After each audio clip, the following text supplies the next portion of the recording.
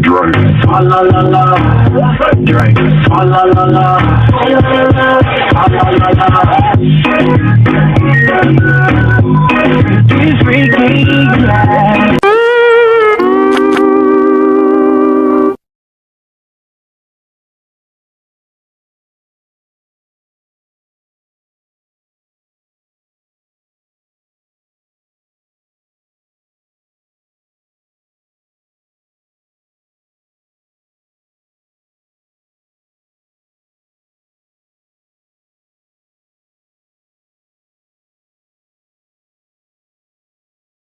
Well, it seems that your journey has ended. Very sorry about that. It was always going to end this way, of course. If it weren't by me, it would have just been by some other, terrible thing. Just, you could not imagine how terrible it would be. Just, I get scared thinking about it. I'm glad it's not me. It reminds me of a time I was speaking to my good friend Orville. We were sitting on a park bench watching the pigeons. I was on the left, he was on the... Oh, wait, was I on the right or left? Anyways, it doesn't matter. We were sitting on there watching the pigeons. And I said to Orville, "Friend, those birds are frozen." And he kind of looked at me like I'd lost my mind. But I reminded him that it was winter, and often birds will sit in a tree until they freeze. And then they sort of fall to the ground until the sun warms up and they can, move around again. So I said to Orville, "You might as well save those breadcrumbs until the birds thaw, because they can't very well enjoy them in the condition they're in."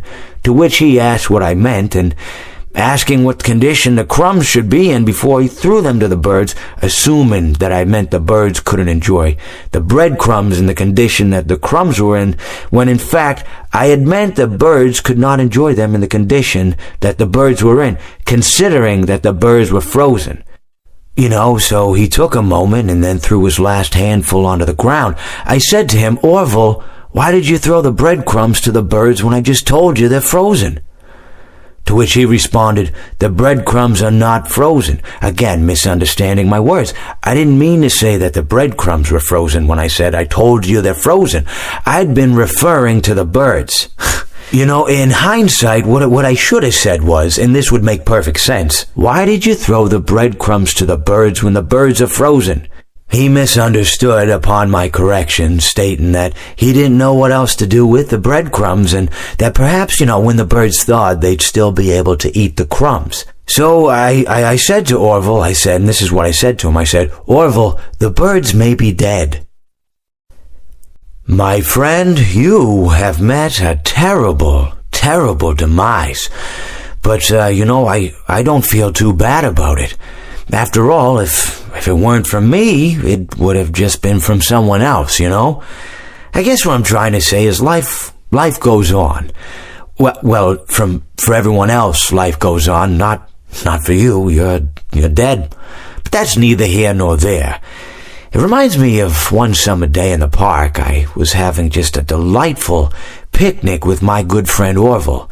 And I said to him, "Orville, I have a story." And he said to me, "What's the significance of the story?" And I said to him, "Orville, not every story has to have significance, Sometimes a story is just a story. If you try to read into every little thing and find meaning in everything anyone says, you'll just drive yourself crazy. I had a friend do it once. Wasn't pretty. We talked about it for years. And not only that, but you'll likely end up believing something you shouldn't believe, and thinking something you shouldn't think, or assuming something you shouldn't assume, Sometimes, I said, a story is just a story. So just be quiet for 1 second of your life and eat your sandwich, okay? Of course, it was only then I realized I'd made sandwiches, and poor Orville was having such difficulty eating it. Elephants have those clumsy hands, Actually, I suppose that's the problem. They don't have hands at all, do they?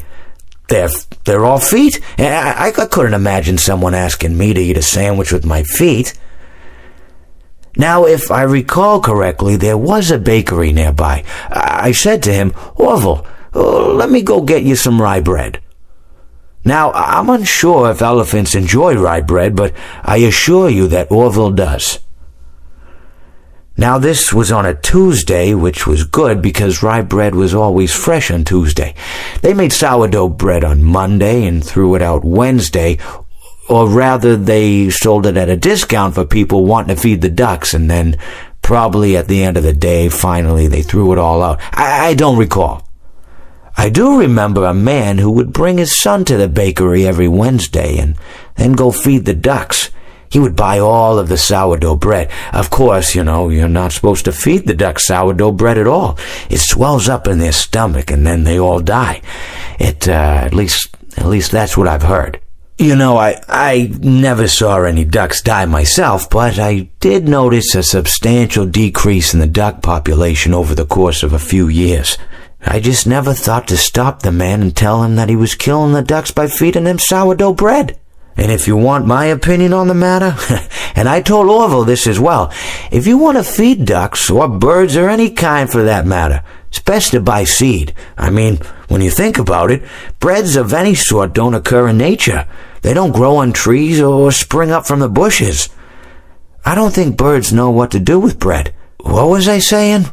Oh, yes. So I bought Orville some rye bread. What a fine day it was. It seems that you have met your end. What a pity. I don't feel too bad about it, though. After all, if it weren't me, it would have just been one of the others, I guess. I'm honestly just glad to be out of those air ducts. It's not easy for a hippopotamus to fit up there, and not easy to get down either, and not as young as I used to be, as you can see. I used to be able to do all sorts of things. You're young, you're vibrant, you have that sort of pep in your step. It reminds me of a conversation I was having with one of my good friends, Orville. We were having a nice picnic one day. I believe it was summer. No, perhaps it was it the fall? Yes. It was the fall because the leaves had turned already. But I said to Orville, I says, Orville, I have a story to tell you. And Orville looked at me, kind of odd and said, what's it about?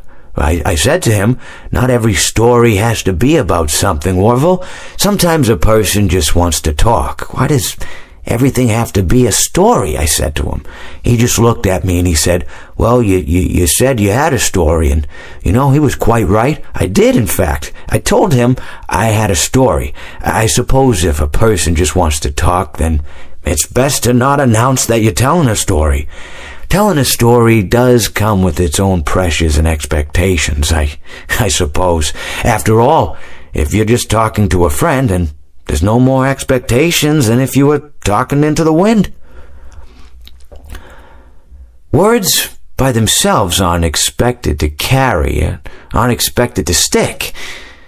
But if you announce you're telling a story, well then, there'd better be a point to it all, No one wants to sit and listen to someone ramble on and on and on with absolutely no end in sight. So, it's good to be mindful that when you tell someone that you're about to tell a story, that you have something to say. Telling someone that you're going to tell them a story is tantamount to asking them to stop what they're doing and pay attention. You're basically saying, hey, buddy, stop everything. Stop what you're thinking. I have a solution to everything. And, well, I didn't really have any story to tell. In hindsight, I probably just misspoke when I said that I had a story. I think it would have just been better to tell Orville that I wanted to tell him something rather than tell him that I had a story. But, even then, it might have put too much importance on the whole thing. Either way, it was quite a nice day. I remember that we were drinking tea. It seems that you have met a horrible demise, my friend. But, these things happen in life. Life goes on. Not for you, obviously. You're dead. But it reminds me of a time I was having a conversation with my friend Orville. We were, where were we? I think we were by the river. We were sitting by the river and watching the fish leap over the falls. And I said to Orville, You know, sometimes I feel like a fish leaping over and over again, always trying to get somewhere, though I don't know where, only to find myself in the jaws of a beast. He, of course, looked at me, surprised, you know. Have you been in the jaws of a beast, friend? To which I said, no, of course not, Orville. I said, no. I simply meant that life can seem like a relentless endeavor to overcome meaningless obstacles, only to meet an equally meaningless fate, regardless of your efforts, regardless of the obstacles you've passed.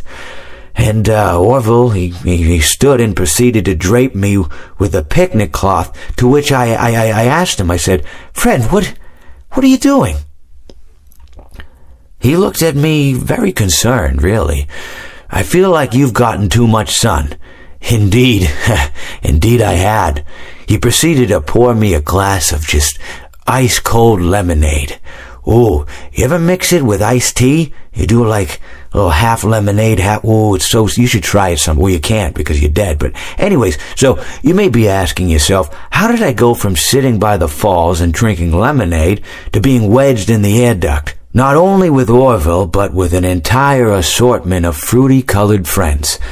Well, there's really no good answer to that, but perhaps I met a demise of my own at some point, and this is my afterlife or my dream, whatever it might mean. I honestly don't know. Or maybe it doesn't mean anything at all. Maybe it doesn't mean anything at all.